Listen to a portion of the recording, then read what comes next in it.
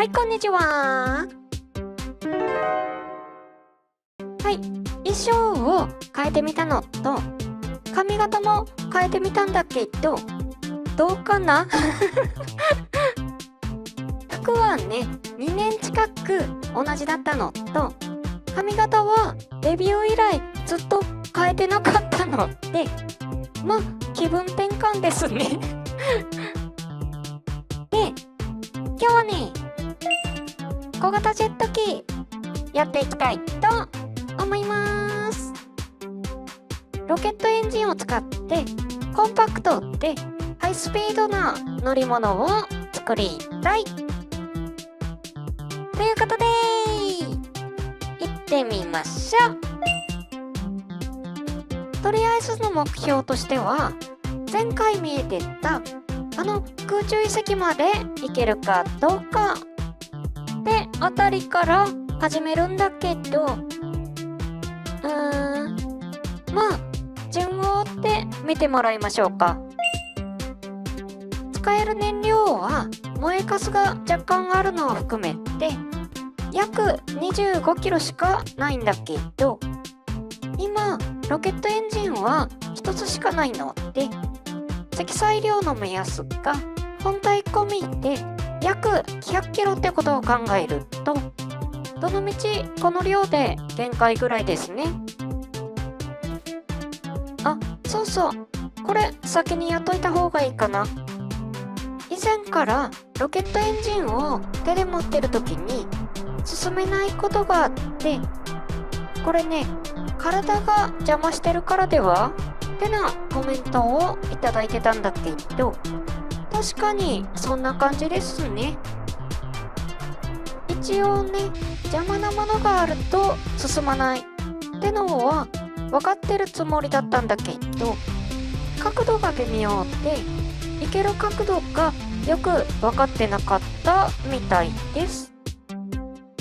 この辺はうまく使える角度の感覚をつかんでいきたいですね。で、まず特に小細工しない状態でどこまでいけるかを試してみます。いざ。経験上届かないような気はしてるんだけど、届かなかったのは予想通りとして、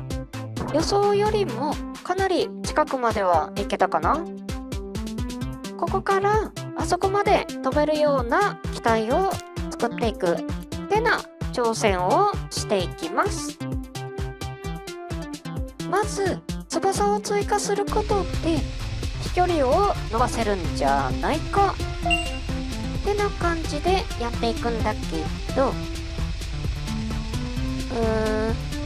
伸びてる？これ私が気づくのはしばらく後なんだけど、実は根本的に見落としてることがあるんだよね。それは何かというと、確かに翼で揚力を稼ぐことって飛距離は伸ばせるはずなんだけど、問題は今あそこまで届かない原因って距離だけじゃなくって、それ以前に高さが足りてないことで、この世界は上昇気流が発生してないのと発生させることもできないので、翼だけだと下降速度を下げることはできても上昇はできないのでは。で、上昇するには何らかの推進力が必要なんだけど、それは今回このロケットエンジン一つで燃料も制限されてる状態なので、翼を追加して距離は伸ばせても高さは伸びないのでは。もしそうだとすると、翼の分空気抵抗と重量が上がるので高度も下がるのではってあたりで、この作戦には致命的な欠陥がありそうですね。ちょっと作戦を変えましょうか。見トロセルロースは爆発で物を吹っ飛ばすこともできるので、燃料の何割かを爆薬として使って残りを水力として使う爆薬カタパルトってな挑戦もしてみたんだけど、うまく着火しなかったり、なかなか誘爆しないような仕組みが作れないんだよね。これはね、もっと工夫すればなんとかなったかもしれないんだけど、やってる途中で仮にこの方向でうまくいったとしても、以前やった人間ロケットの絵面を超えれないことに気づいたのってあんまし面白くないかな。ちょっと納得がいかない爆発をすることもあるんだけど、どのみち仕組み自体をもっと考える必要がありそうですね。はい、ちょっとね、パンツ丸見えだったのでスパッツを履いてきました。よし、気を取り直してまた作戦変更。燃料を段階的に消費するように調整して徐々に軽くすることで水力を上げる。とはいえこれはこれですでにこの方法で宇宙まで行ったことがあるくらいなんだけど、他の部品をつけてもダメ、爆発もダメ、資材も限られてるってなると、もうこれしか思いつかないんだよね実際この辺は次の作戦を考えながら、そもそもこの燃料で実現可能だったのかってな確認作業をしてるところでもあるんだけど、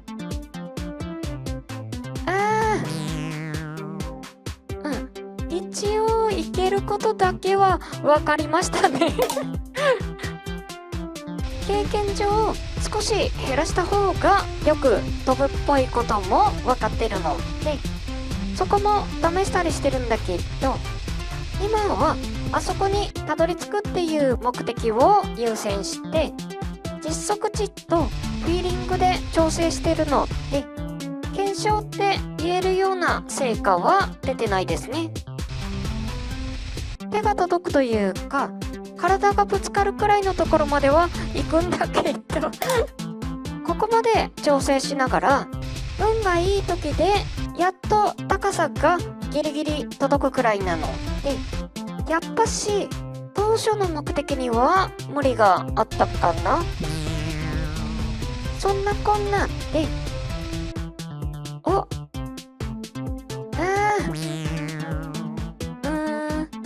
まあ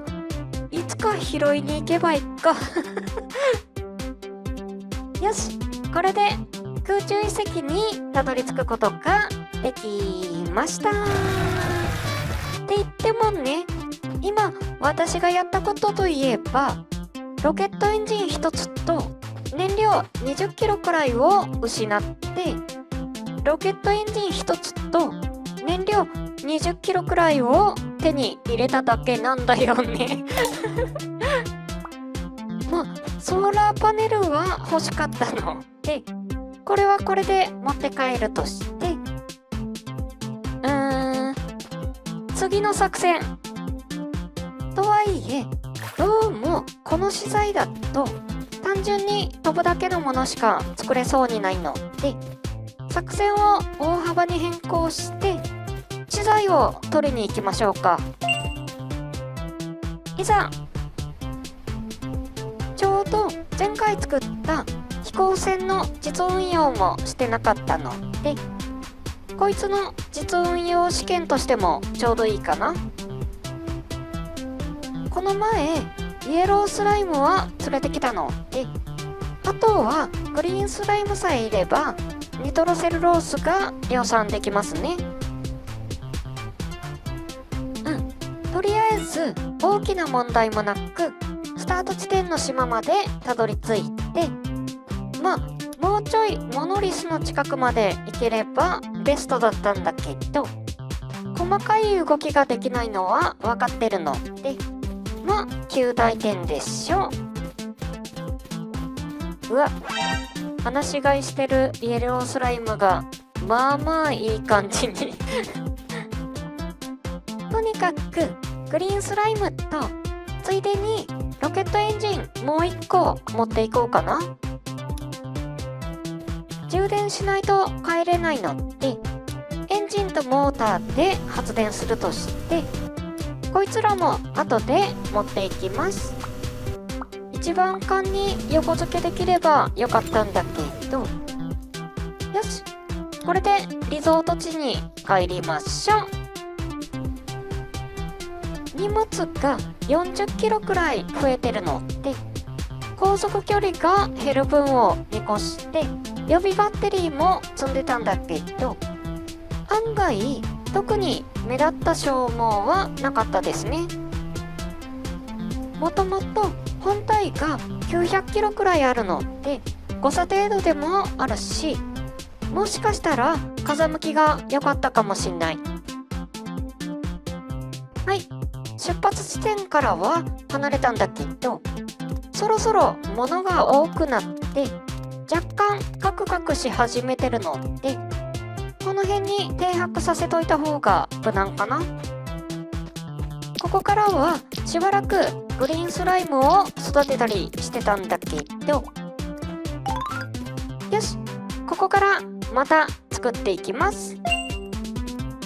で、ロケットエンジンは1つだと燃料もさっきくらいの量しか積めないので、ロケットエンジンは2つ使うことにします。積載量も若干の余裕が出るので、飛距離を伸ばすためにこれに小さい翼をつけてるんだけど、まあとにかくこれでこの湖を越えられるかってな挑戦をしてみましょうか。いざ。なるほどね。多分ね、まだ重いというか揚力が足りないというか、上に上がる力が弱いですね。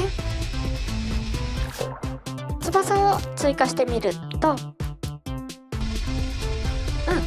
明らかに効果がありますね。あとは耐久性と飾りを兼ねたプラスチックを減らすってな方法もありかな。で、これ前から発生してた現象でもあるんだけど、固定してる状態だと大丈夫なのに、動かしてる時に暴発することがあって、これ何らかの方法で回避できないかどうかってのは悩みどころですね。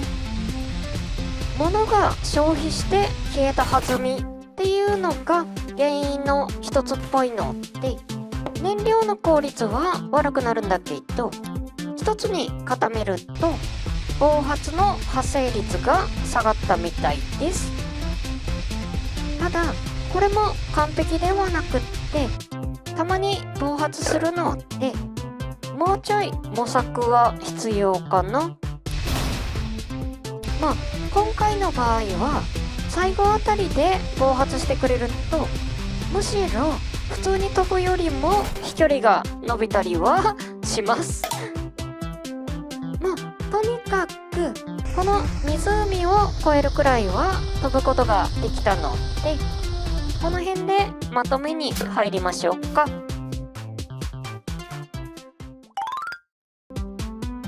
ということで小型ジェット機やってみたわけなんだけど、いかがだったでしょうか。で、一応動くものはできたんだけど、正直とりあえず動くもので締めようみたいな気持ちだったし、これ悪く言うと以前作ったロケットグライダーの劣化コピーではあるんだよね。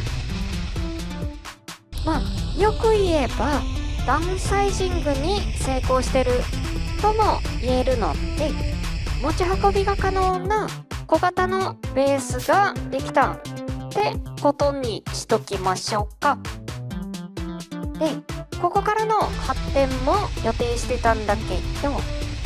ちょっとロケットエンジンだけだと燃料と重量の兼ね合いが難しいことが分かったので、他の動力との合わせ技を試してみようかな。ということで、次回はモータージェットやっていきたいと思います。はい、じゃあ今日はこの辺でバイバーイ。